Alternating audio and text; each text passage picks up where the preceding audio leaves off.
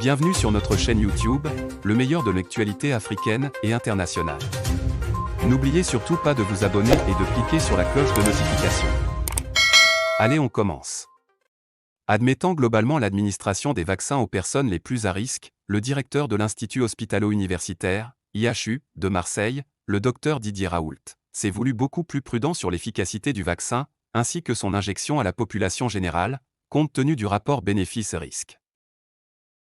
Ces sorties sont devenues plus rares, moins médiatisées, mais elles restent toujours très bien scrutées à travers les réseaux sociaux.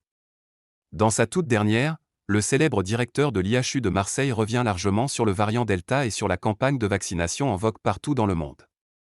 Et comme souvent, il aime à répéter ce principe sacro-saint qui semble, à ses yeux, au-dessus de bien d'autres, c'est-à-dire la primauté des données. Docteur Didier Raoult, il y a une question qui revient de façon très régulière, en ce qui concerne les données sur le virus. Est-ce qu'on doit donner la réalité ou la cacher, si elle va contre ce que l'on croit être bon? Moi, je suis de ceux qui pensent que mon rôle, ce n'est pas de faire la politique de santé publique. Mon rôle, c'est d'analyser des données et de tirer des conclusions. Mais nous, notre élite a été formée par un scientifique qui avait estimé que quand on a à choisir entre les données et le risque social qui peut apparaître avec la diffusion des données, il ne faut pas choisir les données. Eh bien nous sommes pour les données réelles chiffrées. Mais que disent donc les données, en ce qui concerne la capacité des vaccins à protéger contre les formes graves de Covid-19? Pour le PR Raoult, à ce stade de la pandémie, il serait difficile, voire impossible de se prononcer dans un sens ou un autre, en s'appuyant sur les données. Il précise, il est évident que les variants sont associés à des gravités différentes.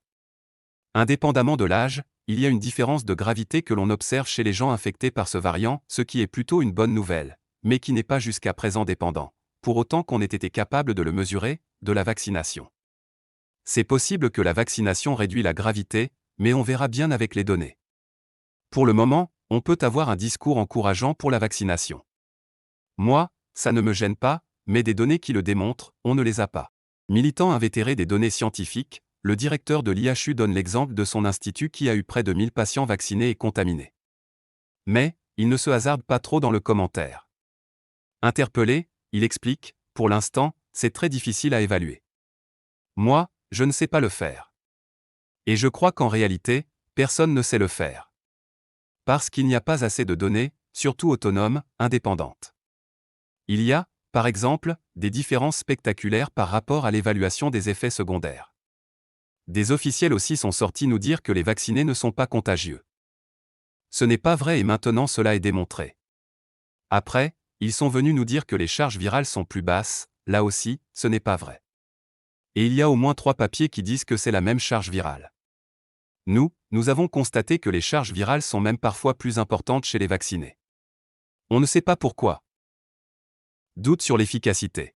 Alors que le débat persiste sur le niveau de protection des vaccins contre les formes graves de Covid, il semble aujourd'hui bien établi que les vaccinés sont aussi contagieux que les non-vaccinés, que leur charge virale est également comparable à celle des personnes non vaccinées. Aussi, explique Didier Raoult, les pays où la vaccination est des plus avancés ne sont pas non plus épargnés par le variant Delta. Il explique, il y a une mesure assez intéressante qui est apparue. Il s'agit de la hauteur du pic, c'est-à-dire du nombre de cas journaliers par rapport aux pics les plus élevés observés par ailleurs. Ce que j'observe, moi Didier Raoult et non comme directeur de l'IHU, ni membre de l'assistance publique, c'est que globalement, on en est à 65% du pic le plus élevé et c'est ce qui est noté dans la plupart des pays développés. Alors, de manière intéressante, c'est complètement déconnecté de l'importance de la vaccination. Pour étayer son propos, il brandit le cas de l'Islande qui fait partie des pays qui ont le mieux géré la pandémie et qui fait partie des pays les plus vaccinés. Sur ce graphique, précise-t-il, un des pays qui a le mieux lutté contre la maladie en termes de mortalité, de surveillance, de rapidité de la détection, c'est l'Islande. On se rend compte qu'il a plus de cas maintenant que jamais, alors que l'Islande est le pays qui est le plus vacciné de tous les pays développés. Plus de 90% de la population est vaccinée, et il y a plus de cas que jamais. Pour lui, il ne faut certes pas en tirer de conclusions hâtives, mais cela veut dire qu'il faut de la méthode dans la vaccination des populations. En fait, semble défendre le professeur, la vaccination, compte tenu de ses bénéfices mitigés et de ses risques non encore maîtrisés, devrait être réservée aux populations les plus à risque et ceux qui sont surexposés, en raison de leur contact permanent avec les malades.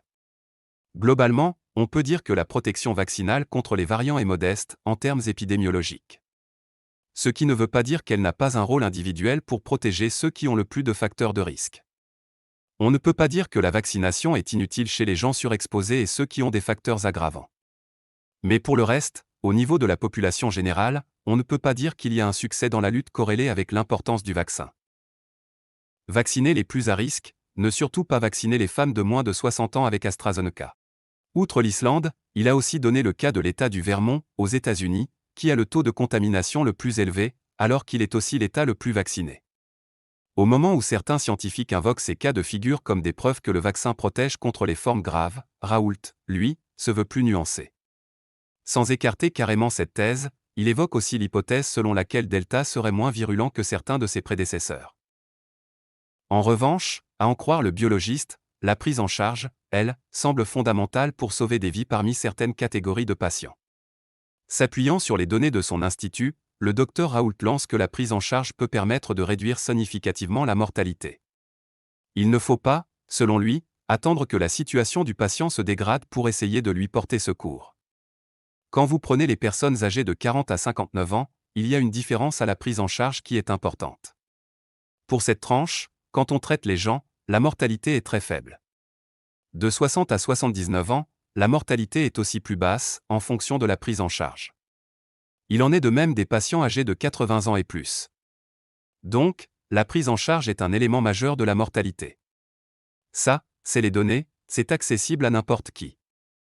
Mais la question, comme je l'ai dit, c'est de savoir si ce sont les données qui sont importantes ou bien ce que ça risque de vouloir dire. Est-ce que c'est bon politiquement ou non? Est-ce bon pour la santé publique? Ça, ce n'est pas moi mon problème, a-t-il renchéri, non sans relever que de 0 à 39 ans, la mortalité reste très faible, quelle que soit la prise en charge. Revenant spécifiquement sur le vaccin AstraZeneca, il a mis en garde contre toute administration aux femmes de moins de 60 ans. Il affirme, « Nous avons été les premiers à dire que le vaccin AstraZeneca chez les femmes de moins de 60 ans, il ne faut pas le faire, parce qu'il y a une série de troubles, en particulier les coagulations. Donc, les bénéfices pour ces populations étaient moindres que le risque. On a été attaqué même par le Lancet. Aujourd'hui, même AstraZeneca le déconseille aux moins de 50 ans. » Dans la foulée, Didier Raoult n'a pas mâché ses mots, quand il s'agit de trancher le clivage entre pro-vac et anti-vac. Cette vision du tout ou rien, du pro-vac ou anti-vac, c'est le langage des imbéciles, des idiots.